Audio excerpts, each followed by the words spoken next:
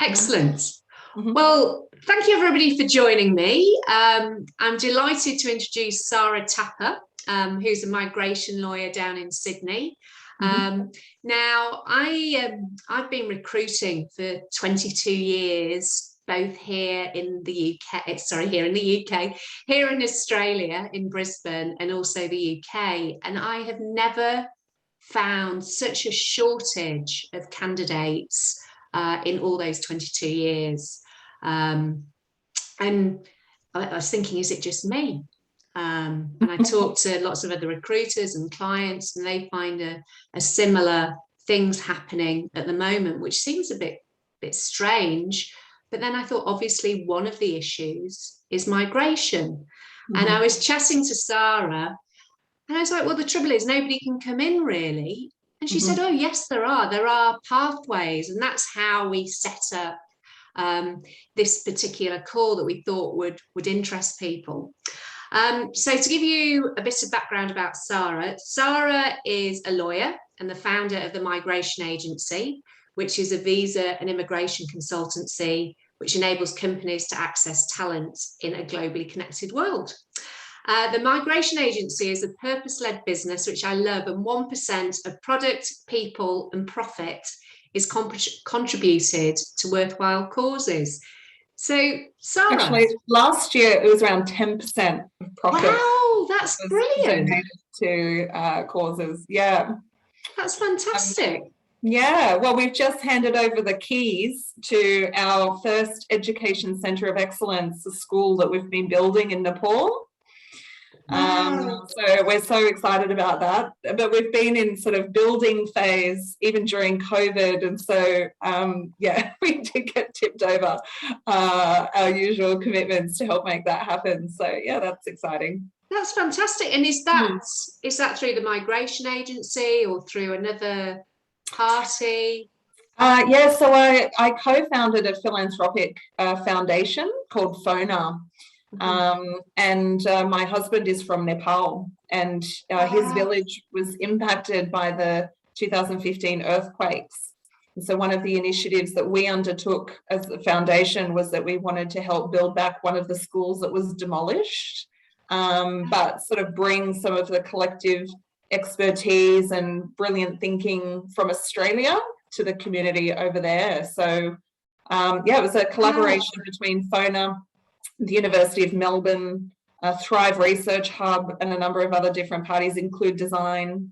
And we built this, we designed, master planned this really spectacular education centre using best practice, thinking around education and how schools can actually serve a broader community.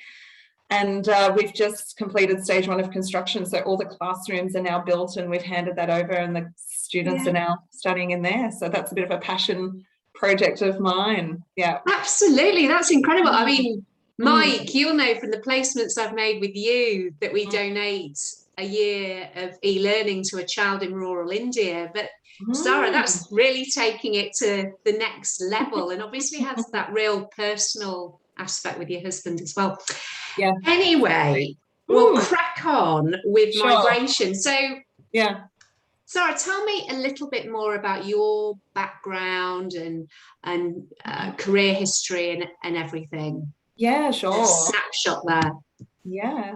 So I was born in Australia, raised in Australia, educated here. So I had the benefit of a lot of opportunities, but from a very young age, I had a strong interest in different cultures, and I've been an avid traveller.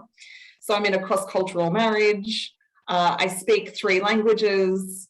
I've lived in, a number of different parts of the world during my career. And so I've always wanted to be a lawyer, and I started my career in the sort of humanitarian, legal space. Loved it. But then I moved more into corporate practice, and I did that for about 10, 12 years before making the decision that I wanted to start my own business and really solve a problem that I saw in the market around, providing companies access to top quality talent solutions, focusing on immigration, And it came to me because I experienced the pain as a customer, being an in-house lawyer in a multinational corporation and trying to find lawyers that understood the connection between talent and immigration. And so many companies were treating immigration as just a transaction. You know, do you need a visa? What visa? Okay, here's the form, rather than looking at it more strategically and saying, okay, well, what do you want to achieve here, and how can we use immigration to get you to your end goal? So yes. From the frustrations I have, I saw an opportunity and I set up the migration agency. And because I'm very passionate about diversity and mobility and, you know, providing equal opportunity and all these sorts of things, yeah, the migration agency has become a very values-based, purpose-driven business. And, we try and look to all the different levels of the migration spectrum, from, you know, what we do with FONA, which is to provide people genuine choice to stay and thrive if they wish to in their country, and also enable people to move and explore the world and bring their skills with them, like what we do with the migration agency. So the migration agency has been in business for about 6 years. I've got a team of 10 staff. And our real area of interest is working with companies that are really trying to expand and to solve some of the talent challenges that they have through immigration. So we design immigration programs to help companies access talent internationally. And then, you know, we partner with them to help grow that. So we've worked with some of the clients that we've worked with. We started out when they were, you know, small, some of them, maybe even still in an incubator somewhere in Australia, and now they're in the AFR, you know, they're the poster child tech companies of Australia. We work with companies from very small all the way through to very large sort of international type businesses.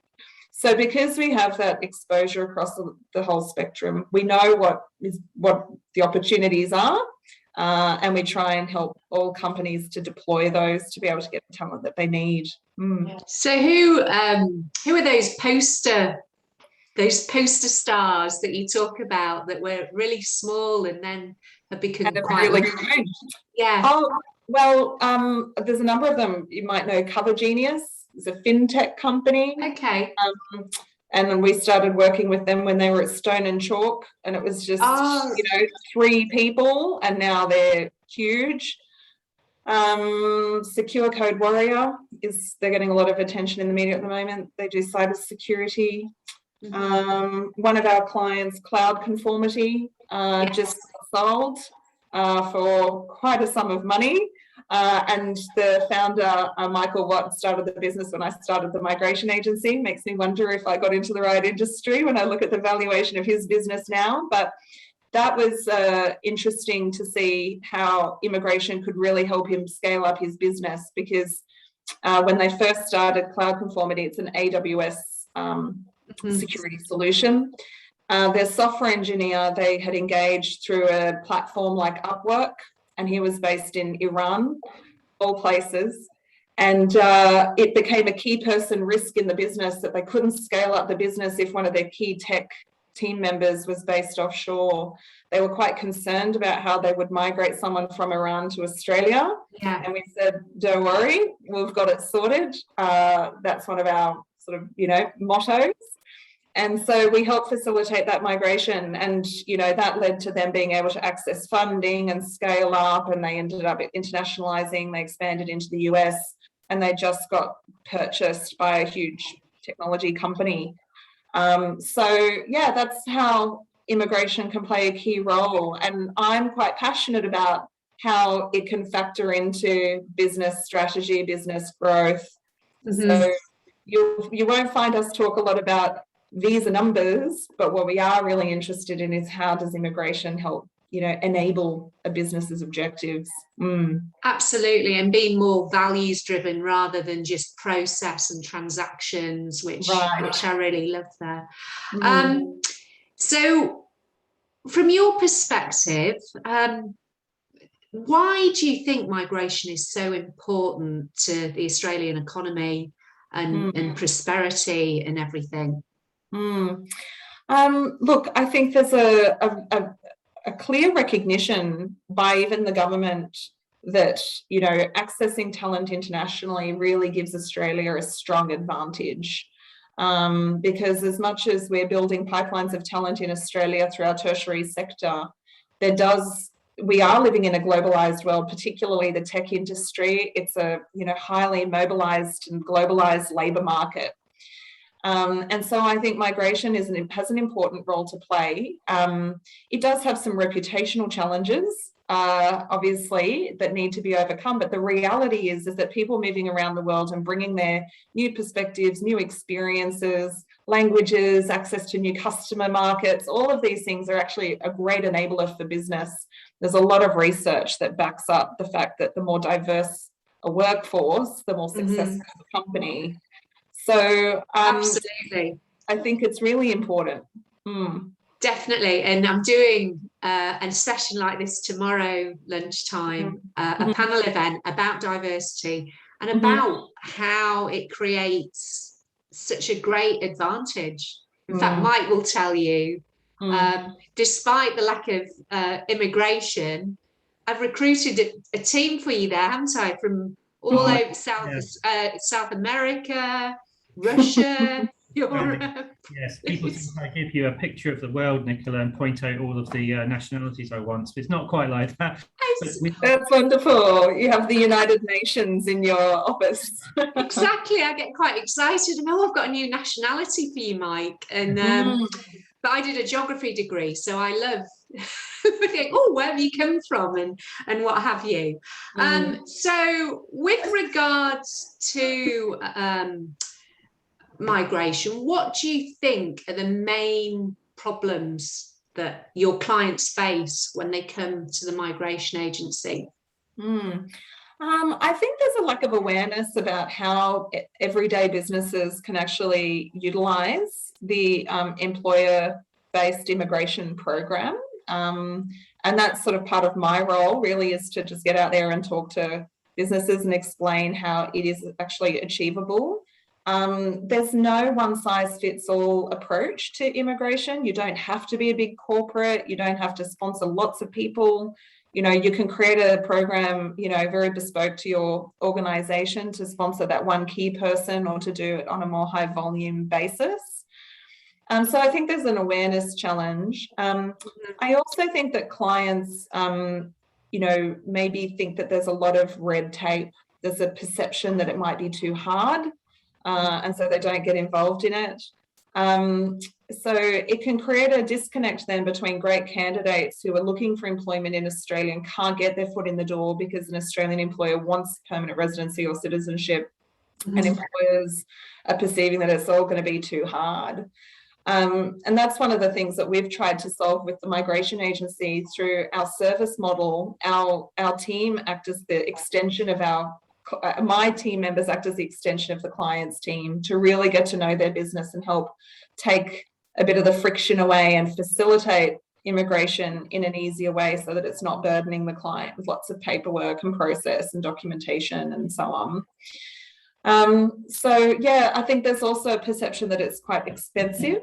And, you know, there are costs associated with sponsoring someone on a visa. And let's face it, the government is usually increasing, not decreasing the costs. But when you consider the opportunity cost of not having someone in the business versus having a really talented individual who brings a lot of skills and loyalty because they've been provided an opportunity, potentially they're being sponsored on a visa in Australia, you know, it can provide some great advantages. So I think there's maybe a misperception about the cost benefit or, you know, weighing up the pros and cons of, you know, hiring an international person in Australia. Absolutely. And I think that, oh gosh, it's too difficult, not even bringing in the cost, the difficulty and the red tape and everything that you have to go through, which is quite difficult. So what skills at the moment are in demand? What's on the list that you can bring people into Australia? I'm glad you asked the question, because actually this is the real opportunity for the tech industry. The smart companies are looking for where the opportunities are and are really going after them. And there is a restriction on travel to Australia, but the government, from very early on, the borders closed in March 2020, and from only a couple of months later, it was around May, June, that we started to see travel exemption pathways being created. So for the last 12 months, we've been spending a lot of our time on travel exemptions, and organising visas and travel exemptions for skilled workers. And the tech industry has really been earmarked to facilitate mobility, to help bring talent to Australia despite the border restrictions. So there's a demand list, as in the immigration program is based on occupation lists, so an occupation needs to be skilled and needs to be in demand, but currently there's also a priority occupation list, and these are the occupations that you can still bring people to Australia, can get travel exemptions for. So the occupations that are relevant, say, to a tech company are multimedia specialists, software programmers, software analysts, developer programmers, software engineers, ICT security specialists, maintenance planners. There are so many occupations in there that can be used to bring people to Australia. So anything that I just mentioned, there's a couple of others, but those were the ones that I just are the main ones. You can bring people to Australia. So it just requires that we, go through a few additional steps. So, for example, someone would need to be nominated for a work visa. They would need to apply for a work visa themselves. And we also now have to do a travel exemption request to get them permission to enter the borders. And, if an employer is willing to support that process, then they can still come to Australia. And I think as well, I was reading something that you'd posted that realistically, from a timeline perspective, it wouldn't be for somebody to start in September or October, but realistically, maybe early January, February. Would that sound about right from a timeline? So it's interesting. We are seeing such quick turnaround times for travel exemptions and priority occupations. It's actually better than if you were hiring someone onshore, which is ironic. So there's a few tiers of priority in the immigration program and how they're approaching employment-related visas. So the highest priority is someone who's applying for what we call a global talent visa. We can maybe talk about that as a topic for the tech industry too. Then there are the priority occupations. And then there are people who are just applying generally who are onshore, so in Australia, and then people who are outside of the country that don't have a travel exemption, so they're obviously not getting processed, they can't come to Australia. Yeah. So people who are offshore and getting a travel exemption on a priority occupation are getting processed equally as quickly as that priority occupation in Australia. If it's not a priority occupation, the offshore person's getting processed more quickly than someone who is, say, under a non-priority occupation in Australia. Right. So interestingly, it can sometimes be faster to get someone from offshore. And this is, I'm just talking about immigration processing. I'm not talking about finding a flight and quarantine. And there are obviously other steps that need to go through. But in terms of visa processing for priority occupations is pretty good. So what we're looking at is around 5 days for travel exemption requests maximum, and then 1 to 2 weeks for the processing of their visa. So the government's put in place some really good pathways to bring workers in the tech sector to Australia, despite what's happening with the pandemic. Yeah, and in terms of those options, what are the different options that you can look at? What are the criteria, et cetera, et cetera? Sure. So broadly speaking, I would say employers in the tech industry would be looking at 2 types of visa options. So one is the usual employer-sponsored visa. So it's a temporary work visa. Most of those tech roles that I've just mentioned, software developers, software engineers, they qualify for a 4-year visa. They're a priority occupation, so they get their travel exemptions if you bring someone from offshore. once they're here, they can work for you for 3 years and they can get their permanent residency. Sometimes they can do it more directly than that if they've got a skills assessment. The other category is the global talent visa. This is a brand new visa. There's a lot of hype about it at the moment, certainly in the immigration space, but I'm also aware that the Australian government is liaising with different industry bodies to try and promote it. So digital technology is one of the target sectors for the Global Talent Program. And so the Global Talent Visa provides fast-tracked permanent residency to people with a record of outstanding achievement in their field. So this could be someone who has worked on, developing something, a platform. It could be someone that's helped with commercializing that, tech product into the market. So it's not necessarily just for the person that's coming up with the innovation. It could be anyone who's working within that, ecosystem. And so because the Global Talent Visa is fast-tracked permanent residency, if someone is offshore, they can just get their permanent residency and come to Australia. No travel exemptions are required. Or candidates onshore could consider the Global Talent Visa if they're eligible. So the Global Talent Visa, it's not like your standard skilled work visa, where if you're skilled and you're nominated by a company, you get the visa. The Global Talent Visa is by invitation. So there's an expression of interest process. The government has to choose you as a top talent, and then you're invited to apply for the permanent visa. And I think with the second one, there's a minimum salary of, is it 156,000 or something along those lines? Yep, so the Global Talent Visa does have a salary threshold. It's the Fair Work High Income threshold, which has just gone up, so it's now 158,500. But it's not necessarily required that someone earn that amount. They just need to have the potential to earn. So say you've got a software engineer in there on 120,000, if they would have the potential to earn above 158,000 at some point, they could still meet that requirement. Okay, I didn't realise that. I thought they had to be at that kind of level. And the first one you discussed is like what was the 457, correct, for example. Yes, which is what I came to Australia on back in 2012. Yeah. So yeah, I can't remember what it's called now, but it's called the 482 visa now. Yes, it had a bit of a rebranding a couple of years ago, but yeah, it's very similar. Yeah, and the same. That I think at that particular point, it was after 3 years you could apply for permanent residency and all that kind of aspect. And what it gave as well, it was my husband's 457 visa. So he was committed to his company, but as his partner, it gave me a lot more flexibility. I could do what I wanted to do. But I think it does give a lot of loyalty to employers for the people that they bring on for those 4 years, which is a long time in tech.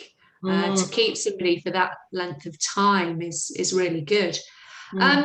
Sorry, Nicola. No worries. You talked about the priority occupations.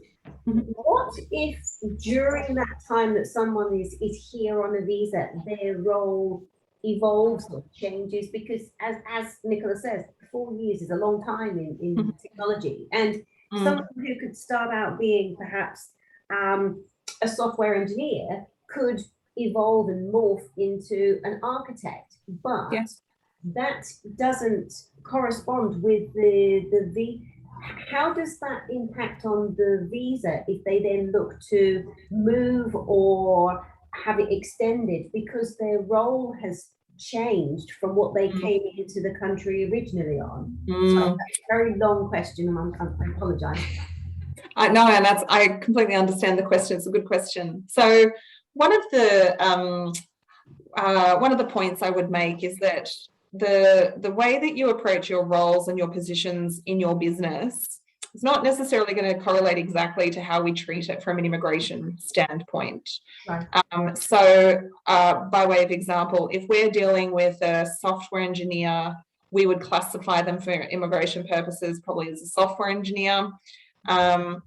A software architect, we would also classify for immigration purposes as a software engineer. So the immigration classification often encompasses a number of different roles or titles, even though there are differences, sometimes more than nuances. It's actually, you know, substantial differences in terms of the responsibilities of the role. We still try and find the best fit under the Australian ANSCO occupation definitions and line it up like that. You might find, for example, a software engineer becomes a software architect, then they might go on to hold like a leadership position, a managerial position. Yeah. Career progression can be treated as someone still staying employed in the same occupation, and you do need to have a long-term view on this when you are doing role changes or promotions for your sponsored staff, and just consider what the immigration impacts might be, say if there's a PR pathway planned. But generally speaking, we can make it work. It's usually more if someone has taken on a very different type of role, maybe they move out of a technical role into a commercial role, then their occupation would need to be reclassified, and that can impact on their PR pathway. So taking on more managerial responsibilities, maybe they become a team leader and they're leading a team of software engineers, that sort of stuff should be okay. Yeah. Okay, no, that's really helpful, thank you. So it's only if they step out of whatever the domain was initially. So if they, as you say, go from a technical role into, say, project management or something, that there are some issues. Okay, that's good to know. Broadly speaking, yes. So, I mean, the legal rule is that the substantial majority of their duties need to align with the ANSCO occupation, but there's also provision in policy about career advancement. So we just have to sort of look at it and make sure that a sufficient amount of their work is still aligned with software engineer classification, which software architect would be. If they were to jump up and become so senior, they're like the CIO, CTO of the business, well, then that's probably going to be an occupation change. So, yeah, we do sort of evaluate it, maybe help give you some advice about how you can, you know, advance their career, but also still work within the parameters of their visa. So is it our job as a recruiter when we first start talking to candidates to identify what that sort of occupation cluster or group they came in on originally, if they're already here and we're just getting it transferred, or do we just leave that to the migration agent to do? Yeah, usually that analysis is done by the migration agent or lawyer, because they understand how the ANSCO gets interpreted by Home Affairs. Right. But in the tech industry, the roles tend to be quite self-explanatory. So, you know, software engineer kind of, you know, is clear. There are a number of different occupations that can seem similar. So ones where we do see it can be a bit unclear might be, you know, analyst programmer, developer programmer, software developer, like what's the difference between all of them? And it's a bit fluid often. Sometimes more than one would fit a role. But yeah, usually the classification that is done in the preliminary assessment done by the migration agent or lawyer upfront before you make a decision to hire and the strategy is determined for that visa sponsorship. Okay. Thank you. That's okay. Thanks, Jo. And you mentioned, Sarah, that one of the problems that a lot of your clients have is they think the process is going to be too difficult, the cost is going to be too high. So what is the process and what are the costs involved? So if we're talking about just the straightforward, you know, employment work visas. So in Australia, employment or work visas are required to be sponsored by the employer. These are the 4-year visas, the standard, yeah. Yes. So the company would firstly become an approved sponsor. It's called standard business sponsorship. And that's a 5-year approval. So many companies just maintain that all the time. So they've always got their sponsorship approval in place so that if someone comes up and they need to sponsor them, they're ready to go.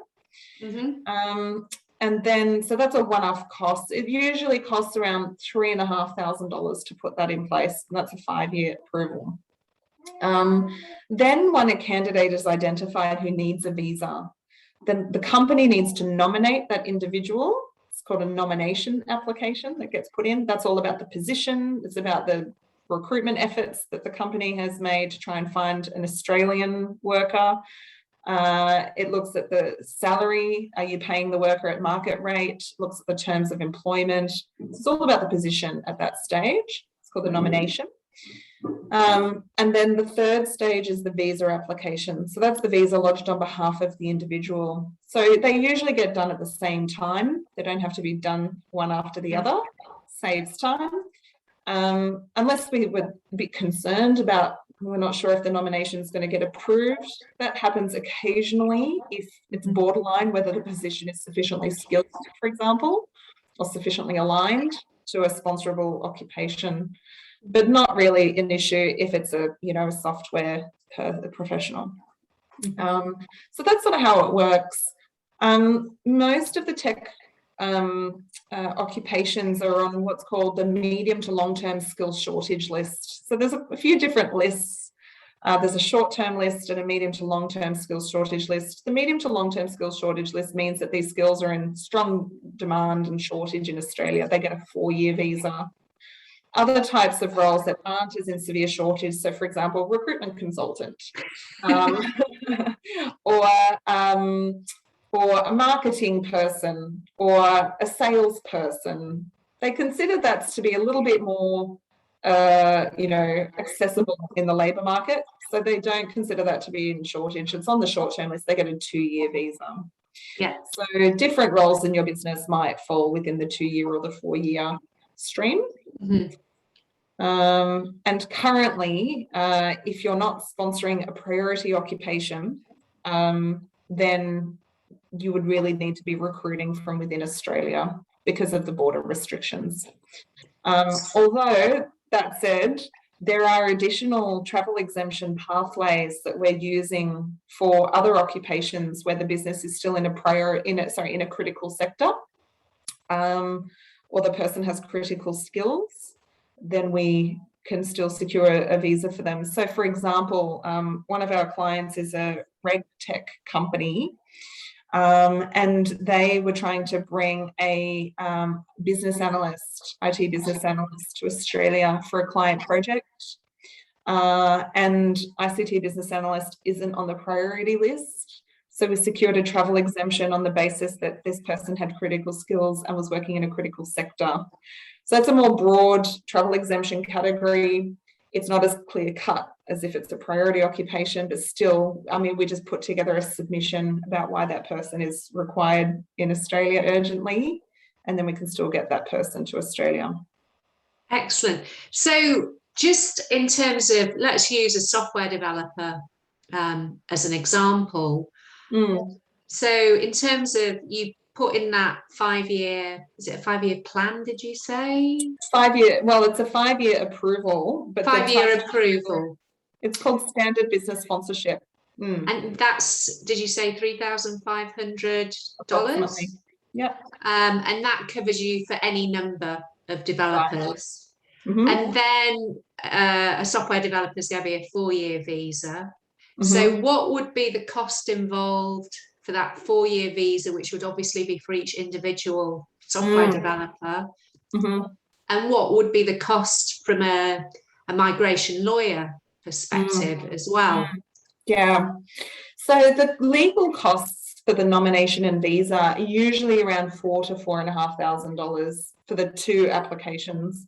The government fees can vary between, for a 4-year visa, probably around $8,000 up to say $15,000. Okay.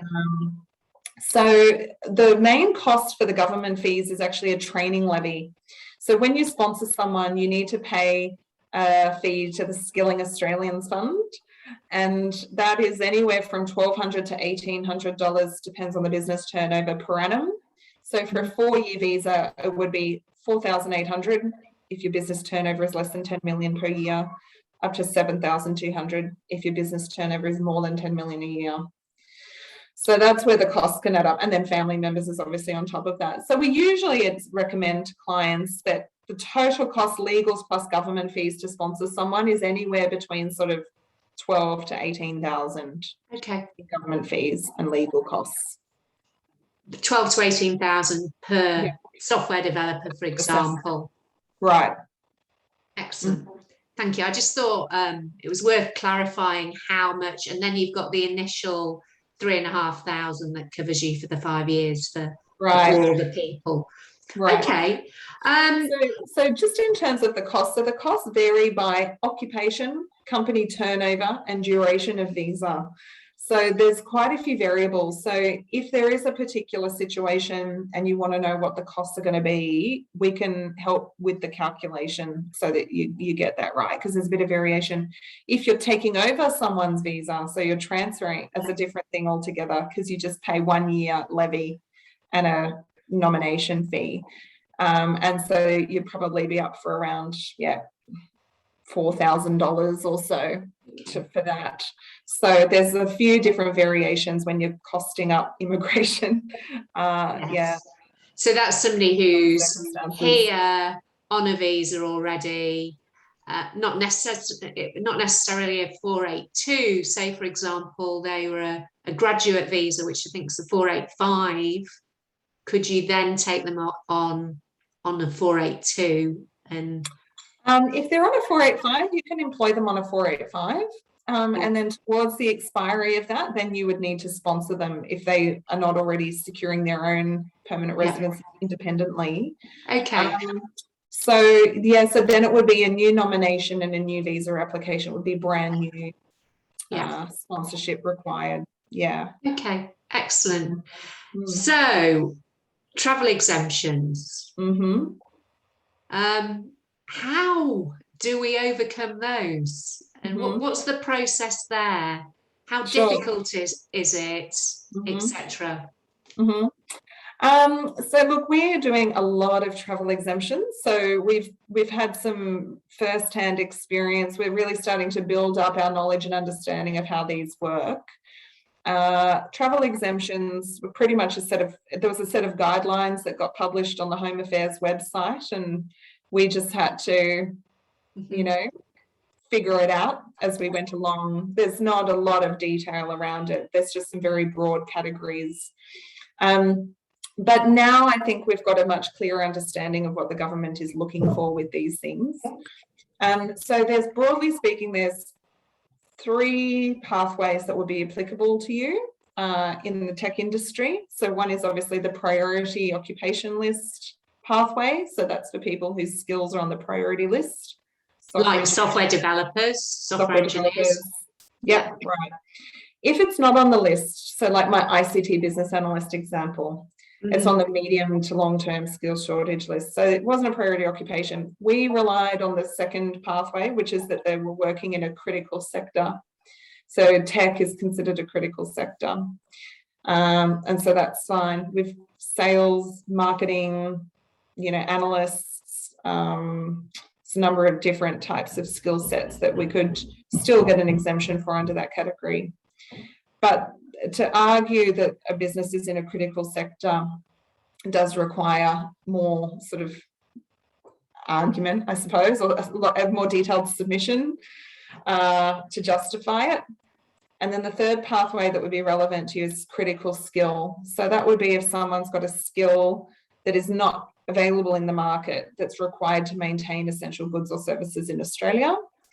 And so we were using that previously for software engineers until they published this priority occupation list. So those are the main pathways that we would use.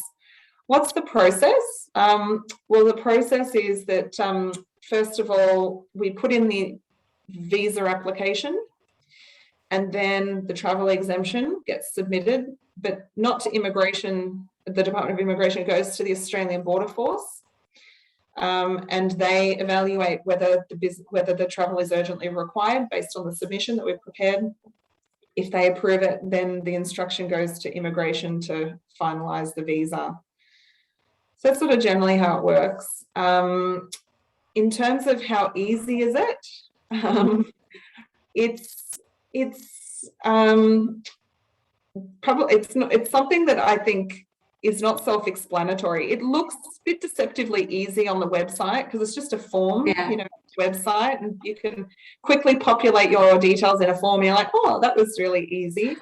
But actually behind it, it's knowing what the department or the Border Force is going to be looking for to justify the need to travel. So we put together a very detailed submission where we provide an overview of the business. We highlight how they fall within a critical sector, how the person's skills are critical, why is there no Australian available to perform the role, why can't the role be performed remotely, what would be the impact on the business if the person can't come, how are they benefiting the economy or Australia's COVID recovery. So we go through all the different sort of limbs that we know the Border Force look at in our submission.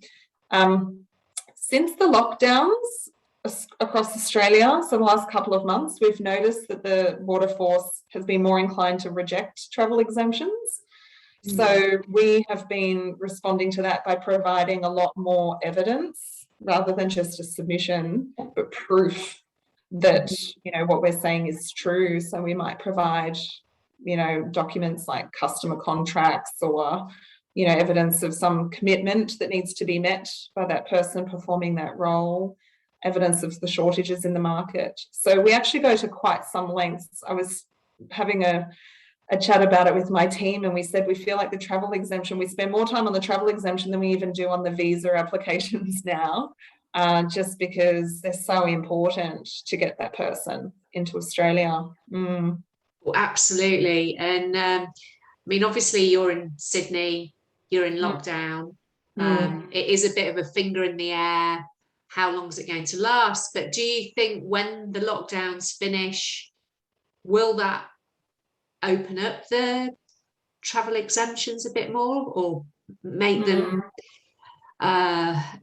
what's the word that I'm looking for? Draconian? Yeah, look, when the lockdowns, when COVID cases in the community were growing, they reduced the cap on international arrivals. They halved it from 6,000 and something to 3,000 and something. So it's clear that they then need to restrict the number of exemptions for people to enter the country. And we're seeing that now. So not every person qualifies for an exemption, it really does need to be someone in a critical sector, a critical skill set. Yeah. We have also noticed that Border Force is asking for a lot more evidence. So they'll say, prove to us that what you're saying is true. So give us a copy of that customer contract that you said that needs to be delivered by that person. So they're scrutinising them a lot more. I expect once things calm down, we thought that we would come out of lockdown and go back to how things were pre-lockdown, but I feel like we're going to be in lockdown until we see the vaccination program roll out, goals achieved. And then it's also already been made clear that once that is achieved, we're also then going to start to see more reopening of borders as well. And I think it's going to be linked to vaccination. So we thought initially that maybe they would change or expand the travel exemption categories. I think maybe they'll keep those as they are, and then we might see more sort of focus on vaccination as a sort of a pathway to come and go from Australia. It's hard to say, but I think for now I can't imagine that the exemption categories are going to change too much. I think we're just going to start to see borders reopen more generally. Yes, and that's quite interesting as well. Obviously we need to get on with the vaccinations to stop the lockdowns and open up our state borders. Mike and I are trying to get somebody from New South Wales into Queensland at the moment, which is proving extremely difficult because of those state borders. But also, do you think having a vaccination passport, for example, if you've got the double vaccination, will that make bringing in people from overseas and the travel exemptions easier as well? What are your thoughts on that? Well, prior to this, well, certainly the lockdown in Sydney, but in around July, they had announced that they were going to start to reopen travel between certain countries that had vaccine verification protocols with Australia, like Singapore was going to be one of the secure travel corridors with Australia. We already had the travel bubble, which was in effect at that time between Australia and New Zealand. So that was sort of the intention. I would say it will look something like that. They had also spoken about a lessening of the quarantine requirements for vaccinated people, maybe self-quarantine rather than in a government-controlled facility and for a shorter period of time. So these were all the things that were being indicated prior to this, you know, focus very much on lockdowns and vaccinations, which is now what's happening. But yes, I do think that's going to be the approach when things reopen. It's my prediction. Yes. A vaccination passport will be a ticket to more freedoms. And so I'm from the UK, Mike's from the UK, Joe's also from the UK.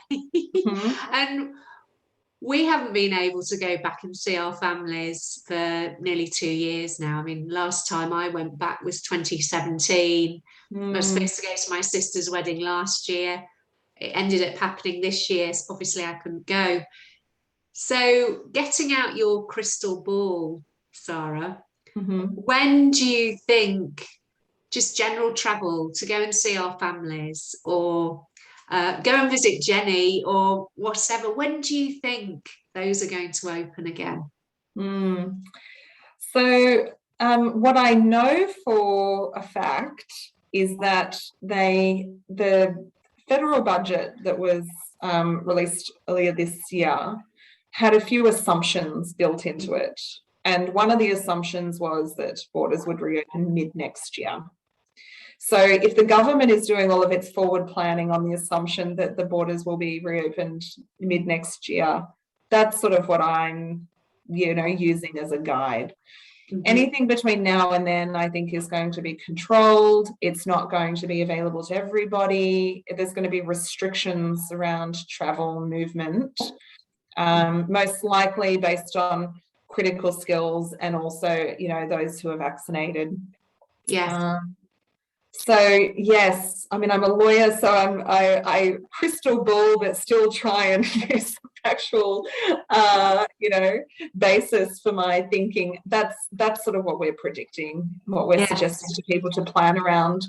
But I think it's an opportunity at this time. If we believe the borders are going to be reopening mid next year, and there are these pathways available, and there's talent that wants to come to Australia, and you know, there's still stuff that can be done.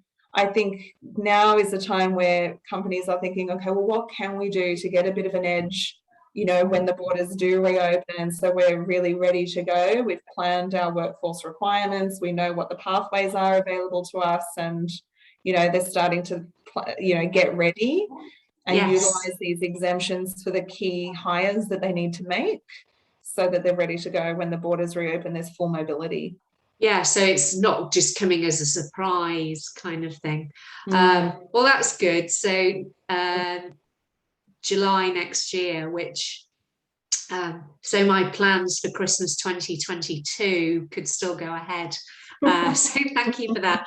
And I've just got one final question, and then if anyone has got anything specific that they want to ask. So you mentioned about your passion for diversity and multicultural teams. So why do you think that's so important to have multicultural teams and diversity and everything?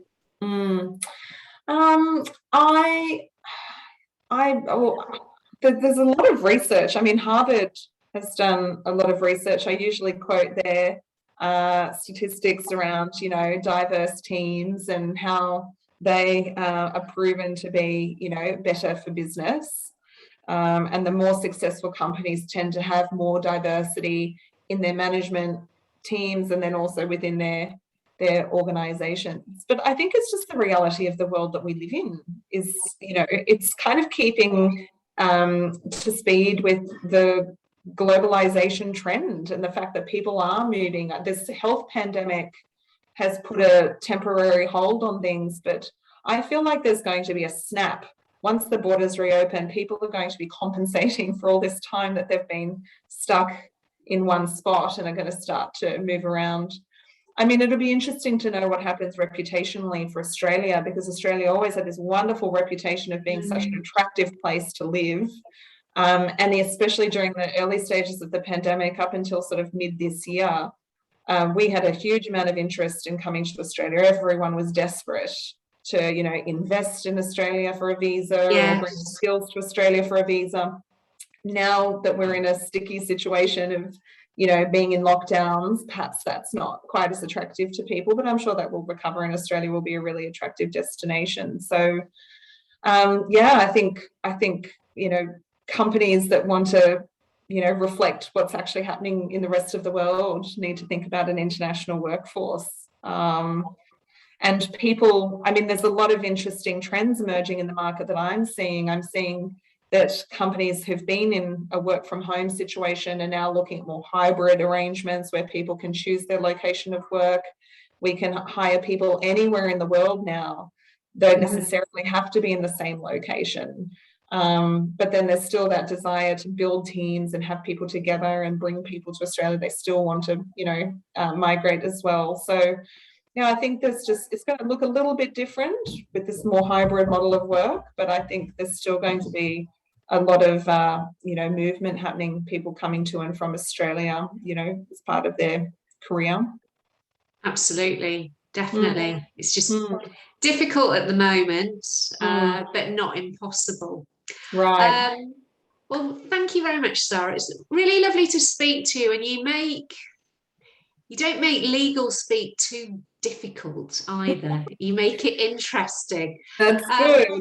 So, Mike, Joe, have you got any questions at all that you'd like to ask Sarah?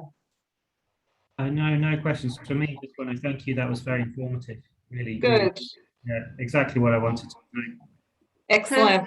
If you've got any follow-up questions, you're welcome to reach out to me as well. And Sarah, oh, go on. Sorry. Right.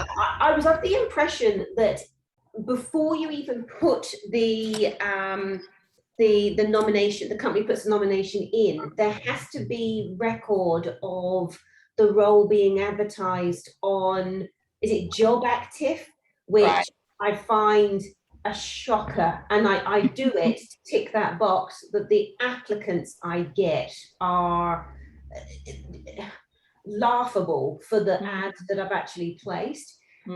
Why do we have to do this box ticking exercise on a website that is, surely if it's gone on to Seek, that should be sufficient, because you're putting the advertisement in a place that is applicable to where those people are going to be looking. You know, I've put an advert on a week and a half ago, and I've had 70 applicants that range from bricklayers, chefs, gardeners, and I just, that doesn't help the process, because it's mandated that we have to use this website. And I'm sorry, I don't mean to sound angry. I don't understand why the government is saying you have to do this, because this is just an additional hurdle that, you know, my clients think is a complete waste of time. And they think if you've got it on their website, your website, and Seek or somewhere else, that should be sufficient. Yeah, it is really frustrating, isn't it? Look, I think it's an example of the government coming up with an idea to try and tackle this issue about, there was an issue of rising unemployment when the pandemic started last year. So they introduced this measure where you could only sponsor a foreign national if you published your ad on the government's Job Active job board. It's the one that's connected to Centrelink. So, you know, people who need to apply for jobs to maintain their social security benefits have to, you know, make a certain number of applications. So the government has visibility of what's happening on that platform. I mean, I guess the argument could be made if a genuine software engineer who's unemployed in Australia and applied through that platform and you didn't offer them a job, then there's a chance if you got looked at that the government could see that at the back end. We don't really know how much they're actually looking at that though. But the reality is very different. It's just a big pain for a client. And actually, I was talking to a client this morning about setting up their Job Active website to do their labour market testing. And I was trying to explain to them how they do. I actually don't even really fully know. There's a couple of people in my team that have helped walk clients through it because they've made it so complicated now to register for Job Active. If you're not already, that should be the first thing to do, is get a Job Active account if you need to sponsor someone, because it could take you a couple of months to get it sorted. Really? So you now need to get the company's AusKey to create a company account. You then need to get the directors of the company to somehow approve it through their MyGov accounts. So there's so much rigmarole to get it set up. And it is a bit frustrating if you're trying to do a quick immigration application and the Job Active board isn't set up. But I mean, as a recruiter, what we're saying to recruitment firms is get your Job Active board set up so you can offer that as a service to customers, so you can be running ads. And we, I see some even internal recruitment teams of our clients, they just keep ads going all the time so that when they find someone, they've got an ad to pull that we can use for the labour marketing. So yeah, it can be a bit of a rigmarole, and unfortunately it's gotten harder. So if you're in a big organisation and the directors have no involvement in the business, it's harder to get them to sit down and set up Job Active. But unfortunately, it's just what someone in the Department of Home Affairs thought was a good idea at the time. Okay. But that was a great point though, Jo, as well, about setting up the Job Active account, which would be really useful to clients if you've already got that, so you can use it as proof of so a CCAD and the response that you've had from that and the searches that you've done is not enough proof. No, you need an ad on 3 job boards now. It used to be 2. So Seek is one. Seek's paid. You don't have to have the second one on a paid job board. There's a few free ones out there. And then Job Active is now a 3rd one. And that's a COVID measure to make sure that roles are being advertised to unemployed Australians. Yeah, okay. No, that's interesting. My top tip for those Job Active advertisements is also set up a separate email account so you're not inundated to your own email with all those silly applications. Yeah, and people I've had them through Seek where people apologise for applying because they know they're completely wrong, but they say, I have to do this to keep my social security. Right. Which it does seem a little bit of a nonsense, but we're getting on to a different topic there. And also Sarah's got a fact sheet and a checklist that she can send to Mike and Jo, which you'll find useful as well. Yeah. Actually, what I might do, Nicola, is we've talked a lot about the employer-sponsored work visa and a bit about the global talent visa. So I'll share a fact sheet about both of those visas just so you've got the details about how they work. And then the checklist that we've got a global mobility checklist, which is a tool for HR or business leaders to manage the whole sort of move immigration process for a team member. So you can use that as like an internal process document. And we share that with our clients. So I'm happy to share that with you as well. So you can use that for your international hires. Awesome. That's brilliant. Well, thank you so much, Sarah. Anybody got any questions, or I shall let you? All good. Pardon? All good. Thank you. Thanks, Jo. Good to see you again. Well, not see your orange. Yeah, sorry, technology beat me today. No problem. Well, thank you very much, Sarah. And thanks, Nicola. Yeah, it's great to meet everyone. And yeah, send those details. And what I'll do is I'll forward it on and I'll CC you in so that Mike and Jo can contact you if they want to ask any migration questions that I don't Sure. really know the answer to, because I'm not a Okay. migration lawyer. But thank you very much. Have a lovely pleasure. afternoon. Thanks. And I'll speak to you soon. Thank Okay. you. Thank you. Thanks, Organising. everyone. Thank you. Bye-bye.